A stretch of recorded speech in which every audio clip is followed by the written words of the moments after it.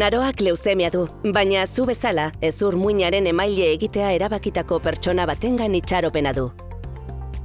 Bizitza prozesu oso hori zure konpromisoarekin eta odol analisis simple batekin hasiko da, eta horrela ikus ahal izango da, naroa bezalako pertsona bat eta zu bezalako emaile bat bateragarriak zareten. Analisi horren emaitzek informazio oso baliotsua dute eta mundu mailako datu base batean erregistratuta geratzen da. Beraz, gaixo batek hezur muinaren transplantea behar duenean, osasun profesionalek datu base horretara joko dute. Behar zaituen batekin bateragarria izango bazina, abisatu egingo dizute.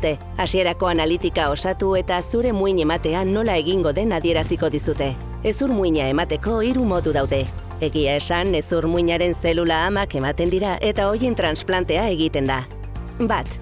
Emaileari zelulak hazteko faktorea den botika bat eman ondoren gure zainetan eta arterietan dabilen odolaren bidez eskuratutako ama zelulak ematen dira. Hain baliotsuak diren zelula hoiek hautatzeko eta bereizteko gai den makina batekin konektatzen da zaina. 4 ordu inguru behar dira zelulak emateko. 2.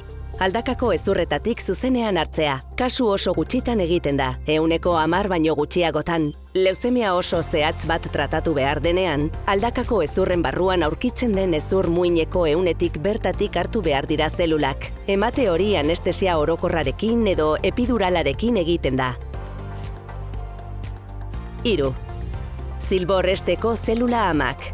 Erditzearen ondoren egiten da, eta zilbor-esteko odol kopuru txikia jasotzen da. Odol mota horrek zelula ama asko ditu, eta ez du inolako arriskurik ez amentzat, ez haurtxoentzat. Hori dela eta oso garrantzitsua da gogoratzea, edozein egun ona dela bizitzarekiko konpromisoa abian jartzeko. 18 urte baino gehiago eta 40 baino gutxiago badituzu, eman izena hezur muina emateko. Partekatu bizitza.